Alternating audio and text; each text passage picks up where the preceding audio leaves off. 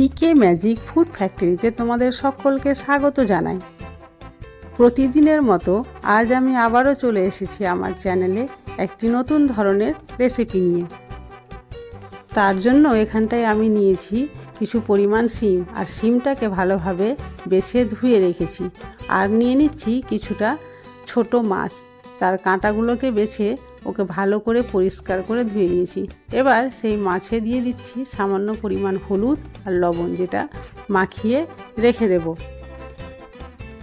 ছোট মাছের চচ্চড়ি আমরা কম বেশি প্রত্যেকেই খেয়ে থাকি, তবে ছোট মাছের সঙ্গে শিম দিয়ে এত সুন্দর যে একটা রেসিপি হয়, তোমরা একবার হলেও ট্রাই করে দেখবে। এবার মাছের কিন্তু একটা মশলা করে নিতে হবে। তার জন্য মিক্সার গ্রাইন্ডারে দিয়ে দিয়েছি 2 ইঞ্চি মতো আদা, 8-10টা রসুনের কোয়া, একটা মিডিয়াম সাইজ কেটে রাখা পেঁয়াজ, 4টে শুকনো লঙ্কা, 1 চামচ শুকনো জিরে, আর দিয়ে দিচ্ছি সামান্য জল।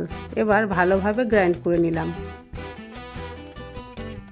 গ্যাসের ফ্লেম অন করে কড়াই বসিয়ে দিলাম, আর কড়াই একটু গরম হলেই দিয়ে দিচ্ছি সর্ষের তেল। এই সর্ষের তেলের স্বাদ কিন্তু এই রেসিপিতে অপূর্ব লাগে। সর্ষের তেল গরম হয়ে গেলেই মাছটাকে এবার দিয়ে দিলাম। মাছটাকে ভাজবো, তবে খুব বেশি নয়, একটু সামান্য ভাজলেই হবে। দেখো ভাজা হয়ে গেছে, এবার আমি উঠিয়ে নিচ্ছি। কড়াইয়ে যে তেলটা রয়ে গেছে, এবার আমি সেই তেলে বেটে রাখা মশলাটা দিয়ে দিচ্ছি।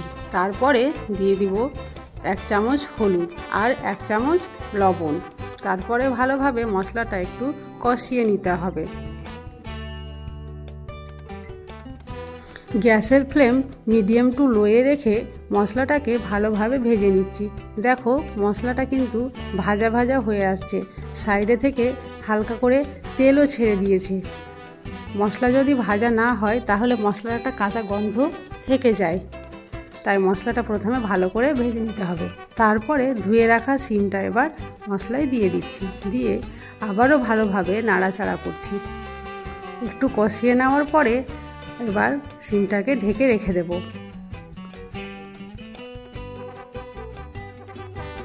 5 মিনিট পরে ঢাকনা খুলে দিয়ে আবারও নেড়ে দিচ্ছি। এই রেসিপিটি কোনো নতুন ধরনের রেসিপি নয়, এটা হলো বহু পুরনো আগেকার রেসিপি, যেটা আমার দিদাদের আমলে আমার দিদারা খেত। তবে দিদার মতো হয়তো আমি পারবো না, কিন্তু তবুও প্রতি শীতেই আমি একটু আধটু চেষ্টা করেই থাকি যেন দিদার মতো স্বাদের এই রেসিপিটা আমি করে ফেলতে পারি আর সবাইকে খাওয়াতে পারি। এই যে কথা বলতে বলতে শিমটা কিন্তু এবার হাফ সেদ্ধ হয়ে গেছে। এবারে এখানটায় আমি 1 গ্লাস জল দিয়ে ভালো করে আবার ঢেকে রেখে দিচ্ছি প্রায় 20 মিনিট। 20 মিনিট অপেক্ষা করার পর এবার ঢাকনাটা খুলে দিলাম। তারপরে এবার ঝোলটাও অনেকটা শুকিয়ে এসেছে। এবার সেটাতে কিন্তু মাছগুলো দিয়ে দেব। মাছগুলো দিয়ে আবার ভালোভাবে নেড়েচেড়ে ঢেকে দেব। ঝোলটা যখন একেবারে শুকিয়ে যাবে, শিম আর মাছ একদম গায়ে লাগা লাগা হয়ে যাবে, তখন সবশেষে আমি দিয়ে দেব ভাজা জিরে আর ভাজা ধনের গুঁড়া, দিয়ে গ্যাসের ফ্লেম বন্ধ করে দেব, কারণ এবার রান্না কমপ্লিট। সত্যি এই শিম দিয়ে মাছ যে রান্না এত সুন্দর লাগে খেতে, না খেলে আমি বলে বোঝাতে পারবো না।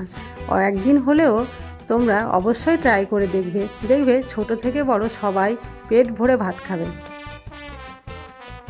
ভিডিওটি যদি ভালো লাগে তাহলে লাইক, কমেন্ট, শেয়ার ও সাবস্ক্রাইব অবশ্যই করবে।